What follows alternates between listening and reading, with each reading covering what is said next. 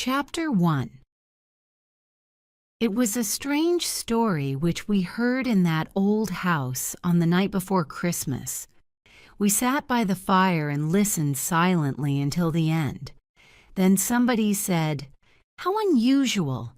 It's the first time that I've ever heard about a child who saw a ghost." I could see that Douglas wanted to say something. After a few seconds, he spoke. It's not the only time that a child has seen a ghost. A ghost story with one child in it is frightening enough. But two children who see ghosts, isn't that quite strange? Doesn't that give the story another turn of the screw? "Of course," somebody answered. "Two children give two turns of the screw. We want to hear the story." Douglas looked at all of us and said quietly, "It's a terrible story. It is the most frightening story that I know." "Then begin at once," I said. "I can't. It's in a book which is locked in my desk at home. I can ask my servant to put it in the post." "Oh, yes, please do." Everyone asked him to hurry. "Is it your story?" I asked him. No, I heard it from a woman. I've never forgotten it. She wrote it down, and when she died, it came to me. She was 10 years older than me. She was my sister's governess when I was a student at university. In the summer holidays, I talked to her a lot. Yes, don't smile. She was beautiful. She was also clever and interesting, and I liked her very much. I think she liked me too. It was 40 years ago, but I remember everything. Did she tell any others her story? No, she said that I was the first person to hear it. The packet arrived in the post 2 days later. We all wanted to hear the story, and we sat down ready after dinner that evening. Before Douglas read the story to us, he told us about the young woman. She was 20 years old, she came from a poor church family, and she decided to work as a governess. She heard about a man who wanted to employ a governess for 2 children. She went to London and met him at his large house in Harley Street. They were his brother's children. His brother was dead, and now he had to look after them. The man was handsome, rich, and unmarried, and the young woman was immediately in love with him. "I'll be so pleased if you can take the job," he told her. "London isn't a good place for children. I've taken them to my family home in Essex. It's a large house with big gardens and a park. I have no time to look after them. I've sent my best servants there, and the housekeeper, Mrs. Gross, is a very good woman. You will like her, I'm sure." He was very worried about the children, a little girl and her older brother. Not long ago, their first governess died suddenly, and now their uncle had to employ a new governess quickly. He had to find the right person.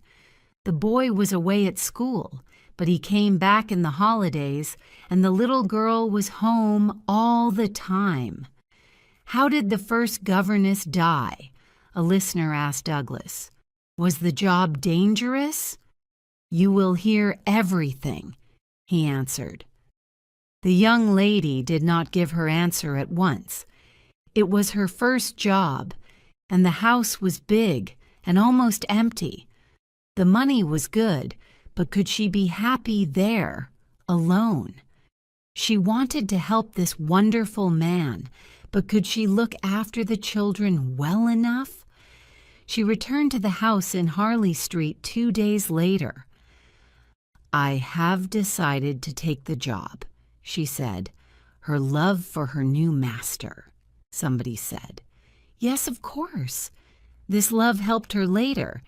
It helped her to be brave," Douglas continued.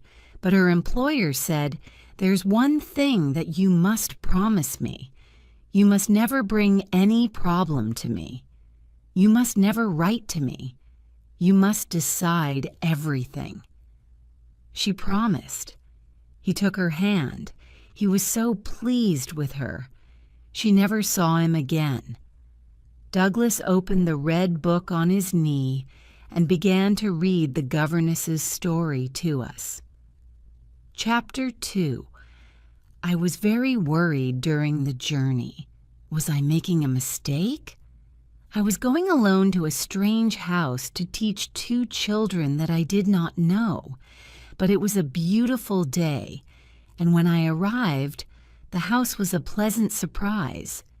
It was large, but light, with open windows and bright flowers in the gardens, and Flora was the most beautiful child that I have ever seen. Her hair was gold in color, and her dress was blue. She and Mrs. Gross, the housekeeper, were there to meet me.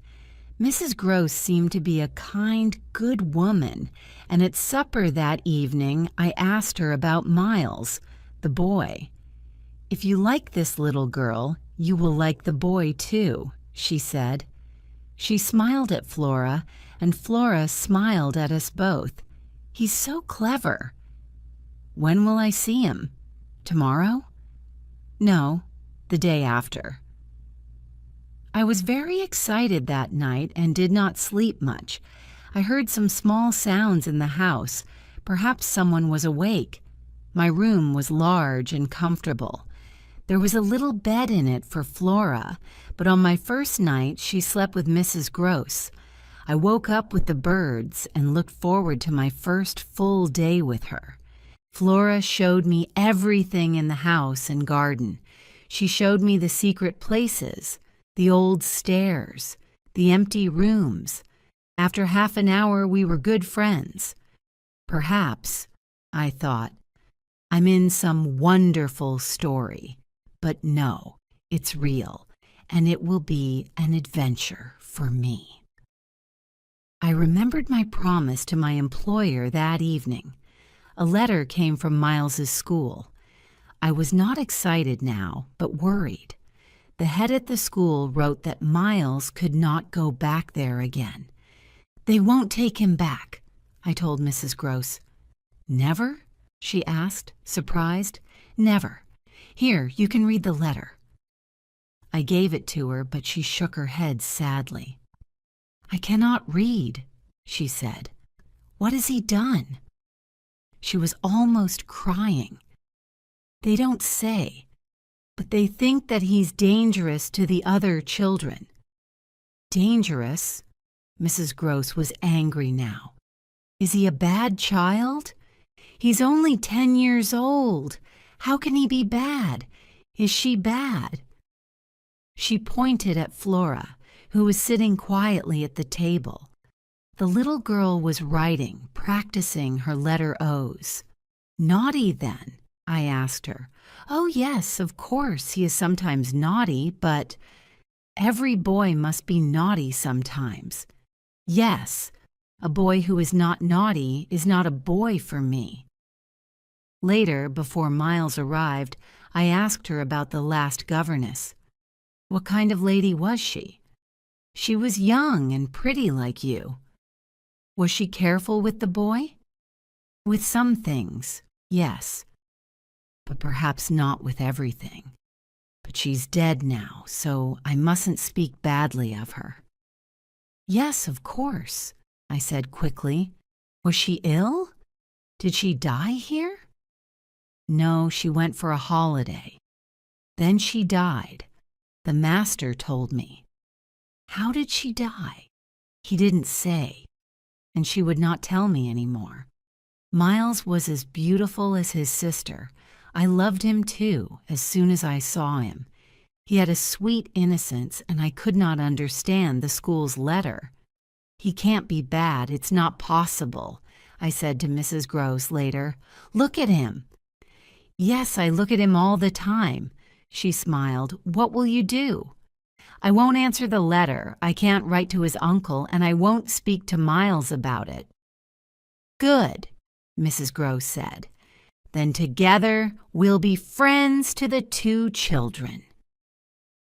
She kissed me like a sister.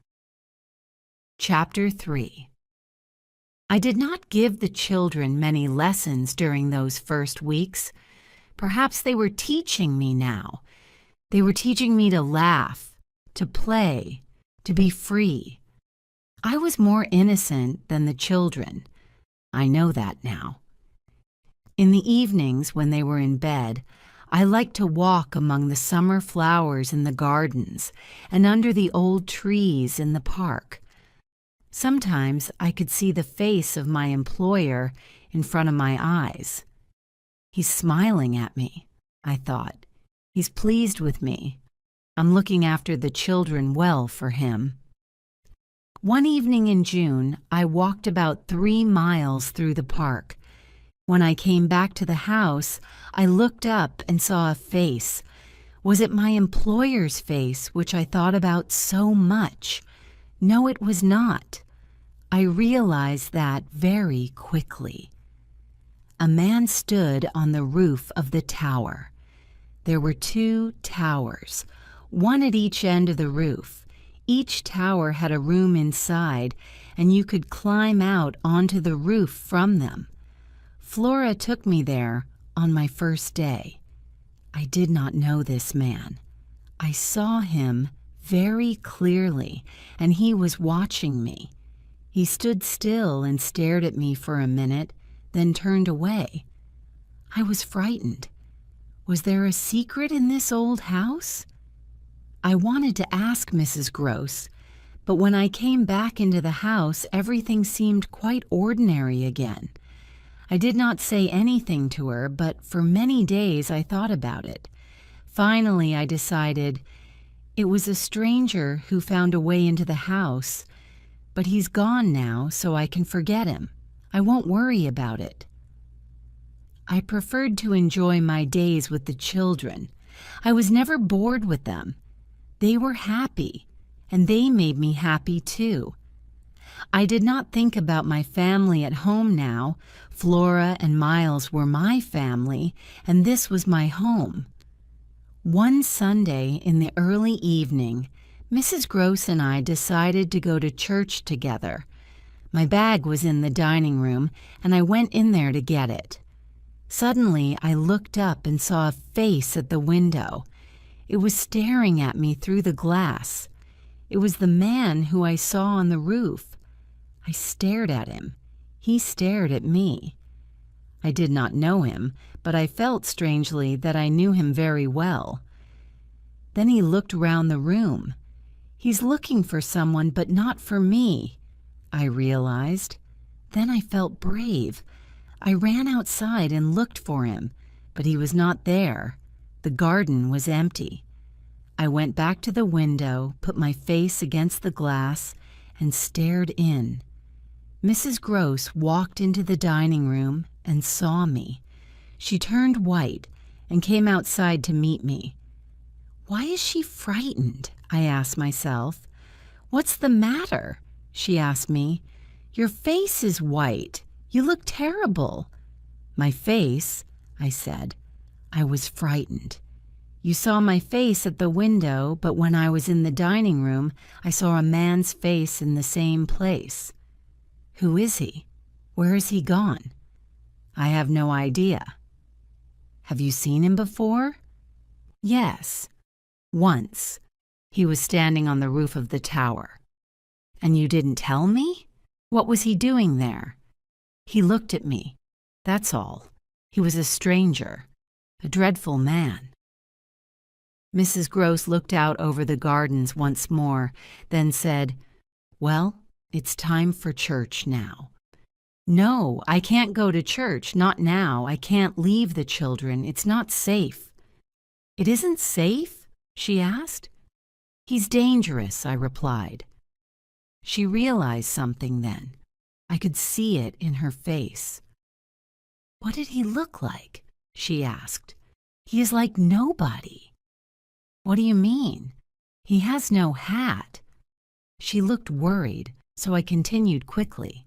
He has red hair and a long face with strange eyes. Mrs. Gross's mouth was open, and she stared at me. Is he handsome? How is he dressed? Oh, yes, he's handsome and he's wearing another person's clothes. The master's, she said. You know this man? She did not reply for a second, then she answered, Quint, Peter Quint. He was the master's servant. He took some of his clothes, but never his hat. When the master left, Quint looked after everything in the house. He was only a servant, but he gave the orders. Then where did he go? Go? She said. Oh no, he died. Died? I almost screamed. Yes, she said.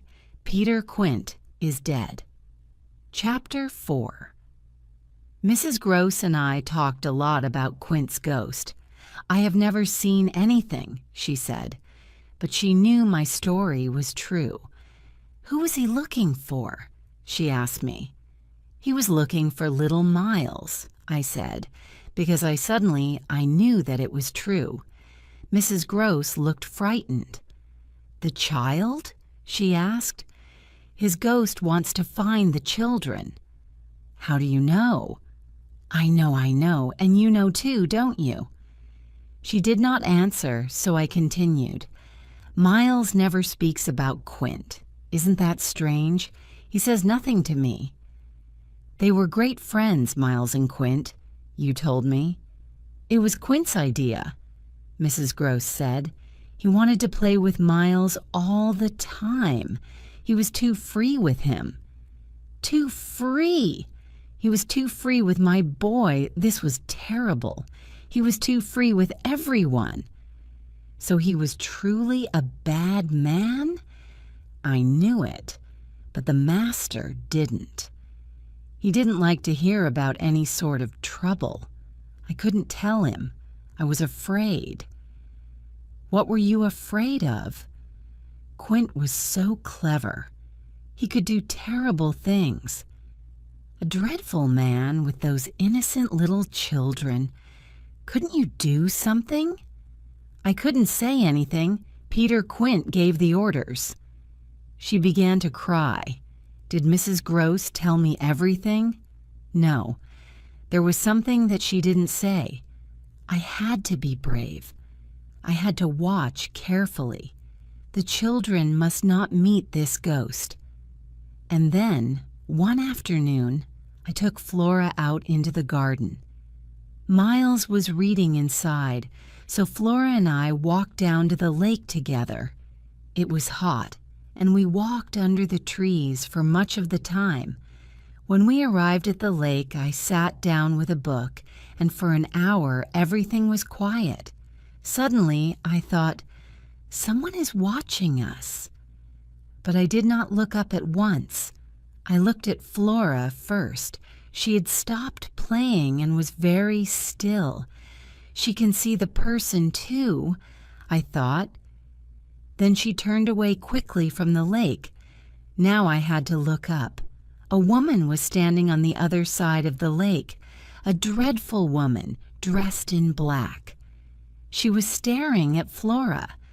I knew that she was the ghost of Miss Jessel, the children's old governess. Flora saw her too, I told Mrs. Gross later. Did she tell you? Mrs. Gross asked. No, and that makes it more terrible. The woman has come for Flora. The way she looks at her... Mrs. Gross turned white. She was dressed in black. Yes, and she was handsome. She was a beautiful woman, but a bad one. They were both bad, she said at last. You must tell me about them now, I said. They were. Together, she said. They were lovers. But she paid a terrible price for it. Yes, she suffered, poor woman. He did what he wanted. With her? With them all. How did she die? I don't know. I didn't want to know. But she couldn't stay in the house after that.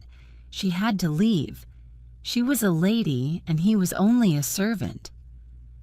And Peter Quint? How did he die? He drank too much one night. He came out of the bar in the village and fell down on the ice. He cut his head on a stone. Well, that's what people say. Nobody really knows. It's all so terrible."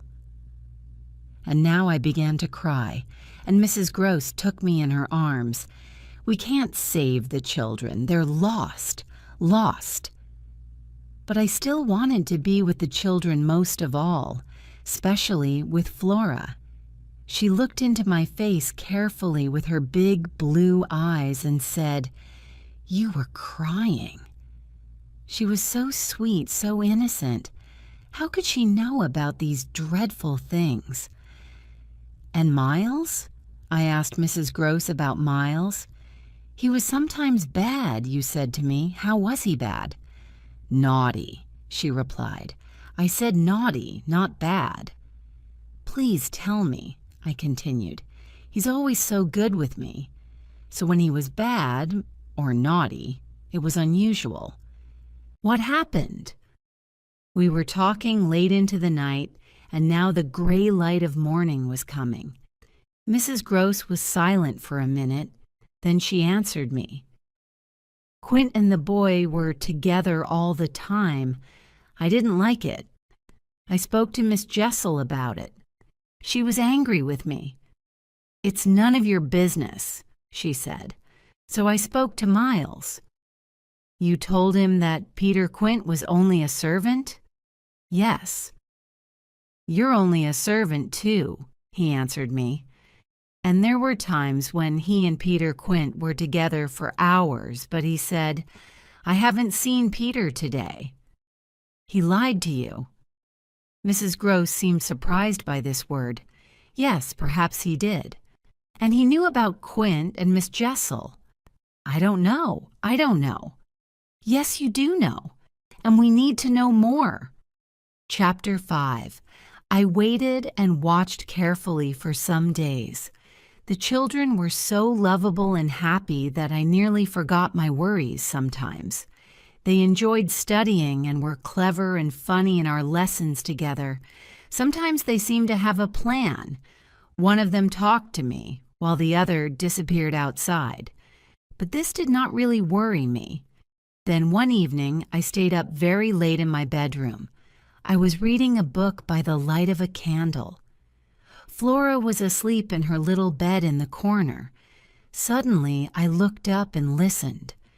Something was moving in the house. I remembered my first night when I heard sounds like this. I took my candle and left the room. I locked the door behind me and walked to the top of the stairs. My candle went out, but I noticed that it was already quite light and I could see without it. I realized that there was someone on the stairs below. It was Peter Quint again. There was a big window by the stairs. He stood by it and stared up at me. I knew then that he was both wicked and dangerous, but I was not afraid. We stood and stared silently, and that was the strangest thing. A murderer can talk, but a ghost cannot. Then he turned and disappeared at the bottom of the stairs. I returned to my room. A candle was still burning there, and I saw that Flora's bed was empty. I ran to her bed, frightened. Then I heard a sound. She was hiding by the window. She looked very serious. "You naughty person! Where did you go?" I sat down, and she climbed onto my knee. "Were you looking for me out of the window?" I asked her. "Did you think I was in the garden?" "Well, someone was out there," she said and smiled at me. Her face was innocent and beautiful in the candlelight. "And did you see anybody?" "Oh, no." I knew that she was lying, but I did not say anything. Each night now I sat up late. Sometimes I went out of my room to look and listen. Once I saw a woman on the stairs. She sat there in sadness with her head in her hands. She did not show me her face, but I knew that it was dreadful and that she was suffering. I only saw her for a second, and then she disappeared. After 11 nights, I could not stay awake late, and I went to sleep quite early. I woke up at about 1 o'clock in the morning. Flora was standing by the window staring out. She did not notice me. There was a full moon, and I could see her face in its light. She was giving herself to something out there, to the ghost that we saw by the lake. I got up. I wanted to find another room with windows that looked out onto the garden. The room in the tower was the best one. It was a big, cold bedroom. Nobody ever slept there. I put my face against the glass of the window. The garden was very bright in the moonlight. Somebody was standing on the grass and staring up above me at the tower. So there was another person out there on the roof of the tower, but the person in the garden was not the ghost of the woman. It was little Miles. When I went down into the garden, Miles came in quietly with me back to his bedroom. "Tell me now, Miles," I said. "Why did you go out? What were you doing in the garden?" "Will you understand?" he asked me, with his wonderful smile. I felt almost sick while I waited to hear. He planned to tell me everything. "Well," he said, "I wanted to be bad." He kissed me. "I didn't go to bed. I went out at midnight. When I'm bad, I'm really bad." He spoke like a naughty, happy child. "I planned it with Flora. She stood at the window." "To wake you up. And you stood outside in the cold. Well, you must go to bed now." I was the governess again, and Miles was just a naughty boy. He was too clever for me. I told Mrs. Gross everything. We think that the children are good, but they're not. They live with them, not with us. They want to be with Quint and that woman. "But why?" Mrs. Gross asked. "Because Peter, Quint, and Miss Jessel are wicked, and they taught Flora and Miles to love wickedness. They're bad." "Yes, they were a wicked pair," Mrs. Gross said. "But what can they do now? They're dead." "They're still here. Their ghosts are looking for our children. They can still take Miles and Flora from us." "Oh, my goodness." "They wait in high, strange, or dangerous places. The roof of the tower, the other side of the lake. It's dangerous but exciting for Flora and Miles. They'll try to get to those wicked people." "And a terrible accident can happen, I see," said Mrs. Gross. "We must stop this. Their uncle must take them away from here. I can't write, so you must write to him." "What can I say? How will he know that it's true?" My employer will be angry with me, I thought. I wanted so much to be brave and to help him. Mrs. Gross took my arm. "He must come," she said. "He must come back and help us." Chapter 6. The summer changed into the autumn. I didn't see any more ghosts, and I did nothing. The sky was gray and dead leaves blew onto the grass. Did the children see things? Sometimes everything suddenly went quiet in the schoolroom. I think that wicked pair were with us then. I think, too, that the children could see them, but usually they were happy and worked hard. They were very interested in their uncle. "Will he come soon?" they asked me. They wrote beautiful letters to him. "We can't send them to him," I explained. "He's too busy. Perhaps he'll come later in the year." I wanted to speak to the children about the ghosts, but I couldn't find a way. They stayed silent about them, and so did I. Sometimes, alone, I thought about it all night, but my thoughts stayed secret. Everything felt heavy, like a storm was coming. Then the storm came.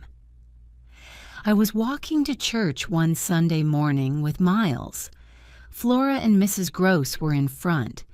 It was bright, cold autumn weather now. "Can you tell me," Miles said, "when I'm going back to school?" His voice was sweet, but the words surprised me.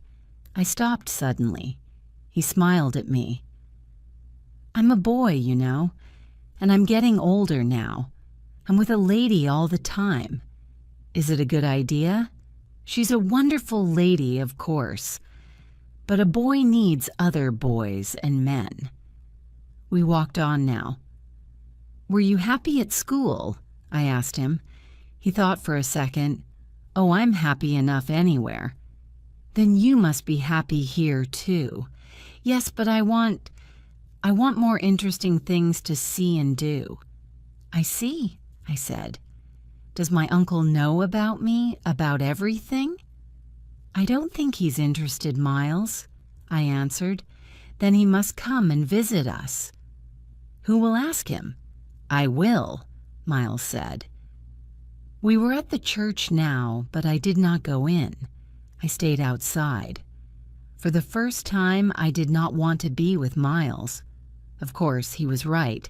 It was unnatural for a boy to spend all his time with a governess every day, and I was doing nothing about it. Could I speak to his uncle? Miles knew now that I did not want to do this. He'll use it in his plan, I thought. He and Flora looked innocent, but they were not. "I must leave this house. I'll go back and get ready. I can leave today." In the house, I went up to the schoolroom for my books. I opened the door, but there, sitting at my table, was that dreadful woman, Miss Jessel. She was writing, I knew it, to her lover, Quint. Her tired face was full of suffering. She was using my pen, my paper. She stood up, and for a few seconds she looked at me. I stared at her, then I screamed. "You're a wicked, terrible woman," she seemed to hear me. But the next minute the room was empty, and I knew now that I must stay in the house. I could not leave. "I've talked to Miss Jessel," I said to Mrs. Gross later, by the fire. Mrs. Gross was surprised, but she stayed calm. "And what did she say?" "She's suffering. She wants Flora. I've decided to write to the children's uncle." "Oh, yes," Mrs. Gross said. "You must." "I'll tell him this," I said. "I cannot teach a boy who is wicked. The school have sent him home because of his wickedness." "But we don't know." "Yes, we do," I said. "He seems to be so good that he must be wicked, really wicked. I'll write tonight." I began the letter that evening. There was a strong wind and heavy rain outside, but it was quiet in my room, and Flora was asleep in her little bed. I stood up, took my candle, and went to Miles's bedroom door. I listened. He called out, "Come in, I can hear you outside." He was awake but in bed. "Aren't you sleeping?" I asked him. "No," he answered quite happily. "I like to lie and think." "What do you think about?" "About you, of course, and about all these strange things." "What strange things?" "Oh, you know." I held his hand and he smiled up at me. "Of course you can go back to school," I said, "but we must find a new one for you." He looked so young and innocent in his bed. "You didn't say anything before," I continued. "What do you really want?" He shook his head. "I want to go away. Oh, you know what a boy wants." "Do I?" "You want to go to your uncle?" I asked him. "He must come here." "Yes, but he'll take you away, Miles. That's what I want. You must tell him everything." "Tell him what?" I asked. "He'll ask you questions. You must tell him things, too." "What things?" "The things that you don't tell me. He must decide on his plans for you. You can't go back to your old school, you know." "I don't want to go back." I want to go somewhere new." I looked at this brave, calm, young boy, and I kissed him with love. "I'm writing to your uncle," I said. "I've already started the letter." "Well then, finish it." "Tell me something first, Miles." "What happened?" He looked at me, surprised. "What happened here in this house? What happened at school?" He was still looking at me. I held my arms out to him. "Oh, Miles," I said. "Dear little Miles, I want to help you. I don't want to hurt you. I want to help you so much." But I knew at once that this was a mistake. Suddenly there was a loud and terrible noise, a crash against the window. The cold wind blew into the room. Miles screamed. I jumped up. Everything was dark. "The candle has gone out," I said. "I blew it out, my dear," Miles said. Chapter 7. After the children's lessons the next day, Mrs. Gross asked me, "Have you written the letter?" "Yes, I've written it." I did not tell her that it was still in my pocket. I had to send it, I knew that now. Later, I put it on the table by the front door. One of the servants will find it and take it to town, I thought. In the afternoon, Miles came to me. "Shall I play some music for you?" he asked. He knew that he was winning and that he was free now. He did not need to fight me. He could be friendly. The music was strange and beautiful. I was almost asleep. When it finished, I jumped up. "Where's Flora?"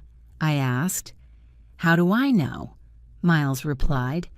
He laughed and started to play again. I looked in my room, but Flora was not there. I went to Mrs. Gross. Mrs. Gross did not know where she was. "Perhaps she's in one of the empty rooms," she said. "I thought that she was with you." Usually, I stayed with Flora all the time. "No, she's outside, somewhere quite far away," I answered. Mrs. Gross looked surprised. "Without a hat?" she asked. "That woman doesn't wear a hat," I said. "She's with her. We must find them." Mrs. Gross did not move. "And where is Miles?" "Oh, he's with Quint in the schoolroom. He stayed with me so that Flora could get away. He's free now. He can do what he likes." We stood by the front door. The afternoon was gray and the grass was wet. "You aren't wearing your outdoor clothes," Mrs. Gross said. "It doesn't matter. Flora hasn't got outdoor clothes on either," I replied. "I can't wait to dress. If you want to dress, you must stay behind. Look for Flora upstairs." "And see him?" was her frightened reply. She came outside with me at once. We walked quickly to the lake. I was sure that Flora was there. She wanted to go back there alone, I explained to Mrs. Gross. "She and Miles planned this, and I'm sure that Miss Jessel is by the lake now." We arrived at the lake, but we could not see Flora. "She's taken the boat," I said, "and hidden it on the other side. We must walk round and find her." "How could she do all that? She's only a little girl." "No, sometimes she's an old woman," I said, "and there's someone with her. You'll see." 10 minutes later, we arrived at the other side of the lake and found the boat there. But where was Flora? We went on into the next field. "There she is," we both said at the same time. Flora stood on the grass and smiled. She did not move or speak. She smiled and smiled in a dreadful, silent way. Mrs. Gross threw her arms round the child. Flora stared in surprise at my head without its hat and said, "Where are your outdoor things?" "Where are yours?" I asked her. "And where's Miles?" she asked. "If you'll tell me, I'll tell you." There must be no secrets now. Tell you what? Tell me, my dear. Where's Miss Jessel? Mrs. Gross gave a small scream. In the same second, I screamed too. I shook Mrs. Gross's arm and said, "She's there, she's there." Miss Jessel stood on the other side of the lake. In a way, I was glad. It's all true, then, I thought. Mrs. Gross will be able to see everything, too. I pointed across the lake. Mrs. Gross looked, but Flora did not. She watched my face calmly and seriously. "She's there, you poor unhappy child. You can see her very well." But Mrs. Gross was angry. "What terrible things you say. Where can you see someone? There's nobody there." She could not see anything. And now I was losing everything. That wicked governess was winning. "She's not there," Mrs. Gross continued, talking to Flora now. "You can't see anyone. That poor lady. Poor Miss Jessel's dead. We know that, don't we? It's all a mistake. And we're going home now, quickly." Flora was holding on to Mrs. Gross's dress. Her face was suddenly ugly. "I can't see anybody. I never see anything. I don't like you." She turned towards Mrs. Gross. "Take me away from her." "From me?" I asked. "From you. From you." I stared at the ghost, which was still there. Then I shook my head and said sadly to Flora, "I've lost you. I'm sorry. She's won. I tried to help you. Goodbye." And to Mrs. Gross I said, "Go. Go at once." I don't remember anything after that. I was on the ground crying for a very long time. It was nearly evening when I got up. I went back to the house and up to my room. Flora's things weren't there now. Later, Miles came and sat silently with me. He was not unfriendly. I was very cold, but felt warm when he was there. Chapter 8. Mrs. Gross came into my room the next morning. Flora was ill. "What does she say?" I asked. "What has she seen?" "I can't ask her," Mrs. Gross said sadly, "but she seems so old now." "Does she talk about Miss Jessel?" "Not a word. They're so clever, that woman and Flora. Flora will never speak to me again, and she'll tell her uncle about me. What a terrible governess, he'll think. Shall I leave now?" I continued. "That's what Flora wants, isn't it?" She agreed. "She doesn't want to see you again." "Well then," I said, "you must go. You must take Flora away to her uncle's. I'll stay here with Miles, but the two children must not meet alone together, not for 3 seconds. Yes, you're right. Flora must leave this house. We'll go this morning. And I can't stay. Flora is saying such terrible things, dreadful words, dreadful things. Where did she learn them?" She was crying now. "You believe me then?" I asked her. "Oh, yes, I do. I must take Flora far away, far from them," she said. "My letter. It will arrive in town first," I said. She shook her head. "No, it won't. It's disappeared." "What do you mean?" "It disappeared from the table by the front door. The other servants haven't seen it. Miles. Miles took it." This was terrible. "Then he's read it. So he's a thief. He was stealing letters at school then. I must talk to him. If he talks to me, we can save him." The servants were surprised when Flora left with Mrs. Gross. They stared at me silently when I walked through the house, but Miles did not seem worried. We ate lunch together in the large dining room. "Is Flora very ill?" he asked me. "She'll get better in London. Take some meat, Miles," I said. He filled his plate, and we ate quickly. Miles got up and stood with his back to me and his hands in his little pockets. We did not speak while the servant took the plates away. "Well," Miles said, "we're alone now." "Not quite alone," I answered. "Of course, there are the others," he said. "But they're not important, are they?" He walked to the window and put his face against the glass. Was he looking for something or somebody? "Have you enjoyed yourself today?" I asked. "Oh yes, I'm so free now. I walked miles and miles. I went everywhere." "And do you like it?" "Do you?" he replied. "You are more alone now?" "It doesn't matter," I said. "I'm happy to be here. And why am I still here? For you, of course." He stared at me, and his little face was both handsome and serious.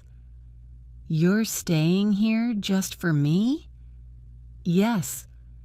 I'm your friend, and I want to help you. I told you so that night, in your bedroom. Do you remember?" "Yes, but you wanted something from me, too." "Yes, tell me everything, Miles. That's what I want." "Ah, you're staying here so that I can tell you everything." "Well, yes, it's true." "Now?" he asked. "It's a good time. Or do you want to go out again?" "Yes, I want to go out very much." He picked up his hat and was ready to leave. "I'll tell you everything, I promise. But later, not now." "Why not now?" He turned to the window again and was silent. "I have to see the gardener," he said. He was lying. I knew it. Someone was waiting for him outside. "Well then," I said, "tell me just one little thing before you go.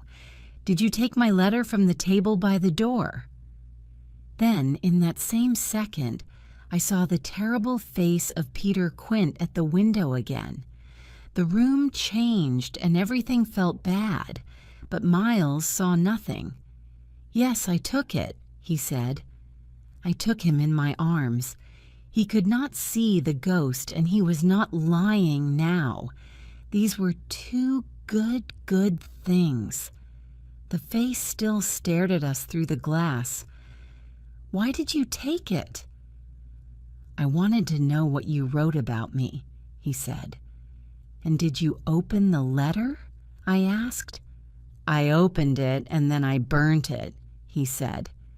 "And did you do this at school? Did you steal letters and burn them? Did you steal other things, Miles?" "Me?" he asked. "Steal?" His voice told me that this was a terrible question. My face was red. "Well, why can't you go back? What did you do then?" I said things," the boy replied, "to a few people. And then all the masters heard about it. That's all." "What things?" I asked, but he didn't say. Perhaps he really was innocent. "Didn't they tell you?" "Well, there were some bad things. Perhaps they were too bad for a letter." But the face at the window came closer. It wanted to stop Miles, to stop his true answers. I screamed and held Miles again. "No more! No more!" I shouted to the ghost. "Is she here?" Miles asked, and turned his eyes to the window, but he could still see nothing. "She?" I asked. "Miss Jessel! Miss Jessel!" he shouted in anger. I understood then. He was thinking about Flora's story. "No, it's not Miss Jessel, but that other dreadful face and that wicked man. He's at the window for the last time." He got angrier then, and the room felt worse. "He is here then?" he asked. "Who?" I had to ask him. "Peter Quint, of course. Where is he?" He looked round the room. "Where?" "It doesn't matter," I said. "I have you now. You are mine, not his. He has lost you forever. There, there. I pointed, but Miles saw nothing. He screamed like an animal, like a person who has lost everything. He's falling, I thought. I must catch him and save him. I held him hard, very hard, and then Miles and I were alone together in a quiet afternoon. But suddenly, his little heart stopped, and I realized what I was holding. I was holding a dead child, not a living one.